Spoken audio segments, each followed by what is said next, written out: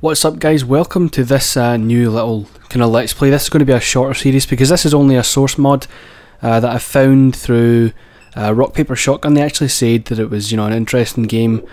Anyway, let's just start this up and we'll get into it. I don't really know much about this game and unfortunately, that seems awfully quiet.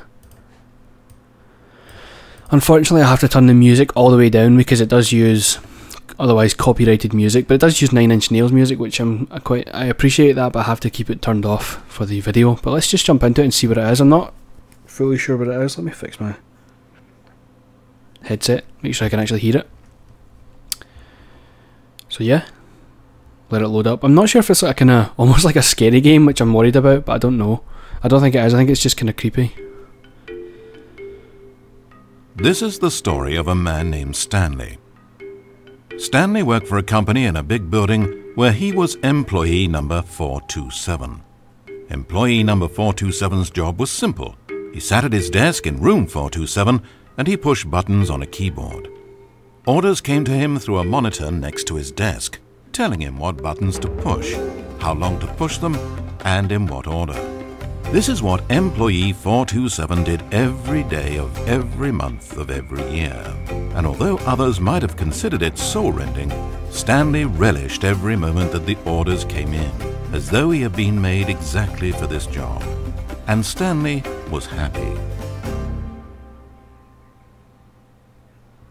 And then one day something very peculiar happened. Something that would forever change Stanley. Something he would never quite forget. He had been at his desk for nearly an hour when he realized that not one single order had arrived on a monitor for him to follow. No one had showed up to give him instructions, call a meeting, or even say hi. Never in all his years at the company had this happened, this complete isolation. Something was very clearly wrong. Shocked, frozen solid, Stanley found himself unable to move for the longest time. But as he came to his wits and regained his senses, he got up from his desk and walked out into the hallway. Okay, let me just, I actually think that's a little bit lower than it should be. And it's only mostly, and it should be interesting to know that the narrator of this game, I think his name is Kevin Brighton, or Kevin Bright, or something similar to that. He actually done this entire thing in one take after the creator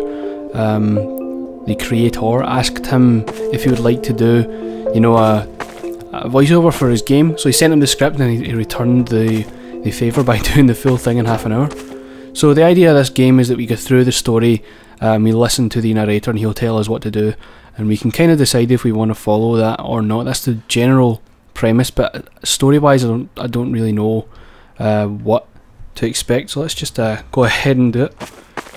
Stanley decided to go to the staff lounge to check on his co-workers.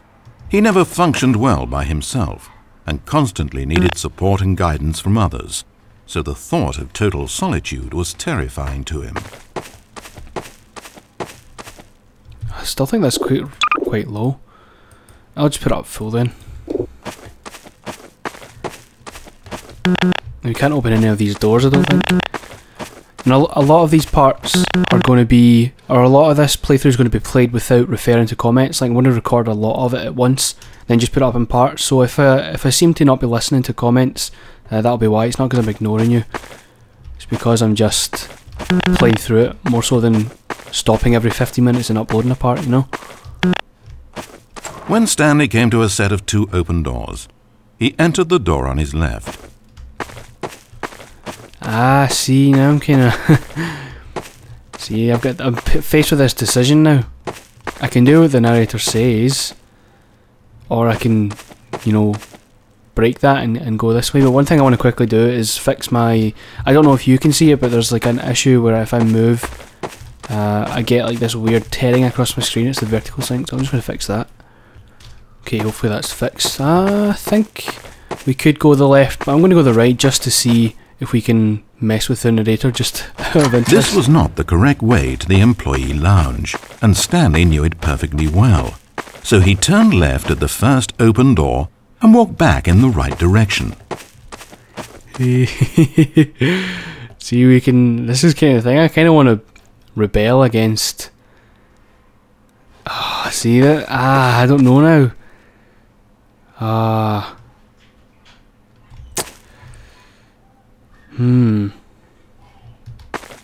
I'm not sure.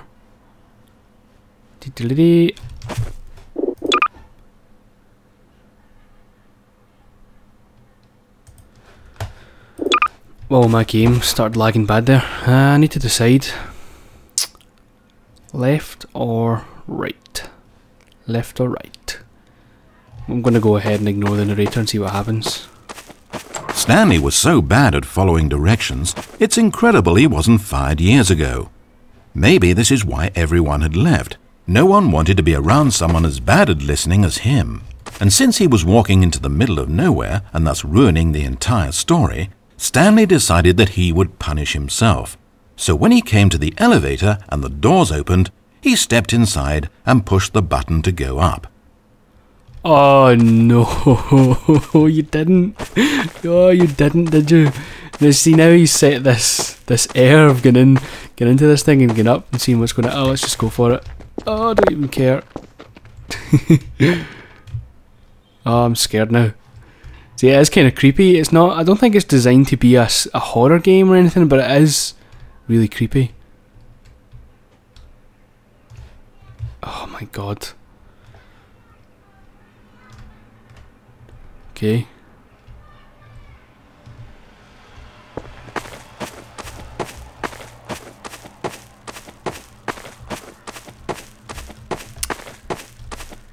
Oh snap.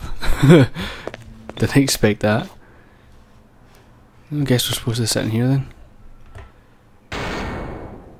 Oh my god. It almost perplexed Stanley that he had actually gone and stepped into this metal trap. After all, it should have been no surprise that this thing would lead him to his death. But he thought to himself, this is simply the price to pay for ruining a perfectly good story. So he resigned and willingly accepted his fate, the inevitable end toward which he had spent so long stumbling. Farewell, Stanley.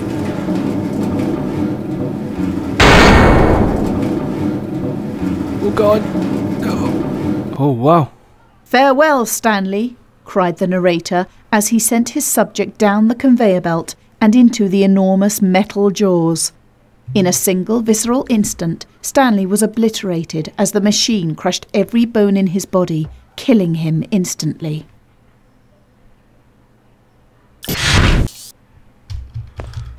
What? What? Okay. Kinda weird. See, this is why I love Source games, like, people who make mods for Source. They seem to be, like, just completely different from any other mod makers. Like, they just always come up with these really peculiar... It's a shame, then, that for all his work, it was such a meaningless victory for the narrator.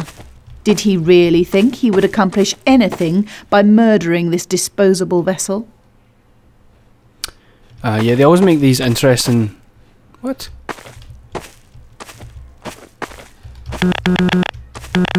Okay. Chess. It should be interesting to know, actually, now that I think about it, the game isn't going to be too that scary because all I have is W, A, S, and E to move, and then E to use buttons and things, so I don't think it's going to be too action-packed as such. It's just going to be a really kind of creepy atmosphere. I don't think I can do anything here.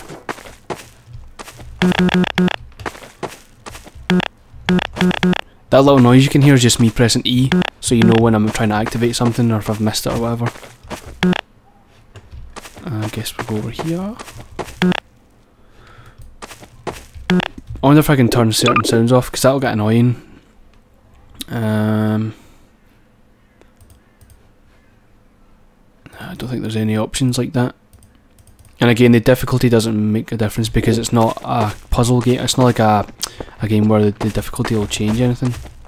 What's this?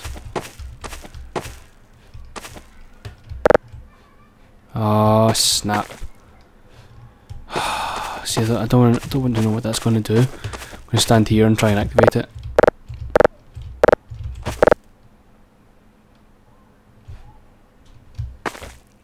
What did that do?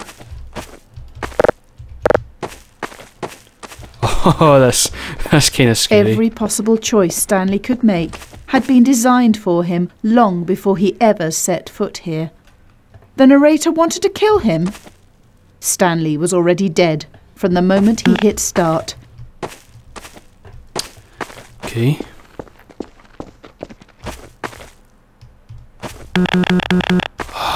If I run back, can I don't even think I can sprint. Okay, I thought that was going to like push out and kill me or something. 509. Oh really? It's outside. What? Am I going to have to jump down? There's no salvation for either of these two, I'm afraid. The narrator had as little power over Stanley as Stanley did over the paths that he walked. But listen to me. This story is not over. You can still save these two. You can stop the program before they both fail. Push escape and press quit. There's no other way to beat this game. As long as you move forward, you'll be walking someone else's path. Stop now, and it'll be your only true choice. Whatever you do, choose...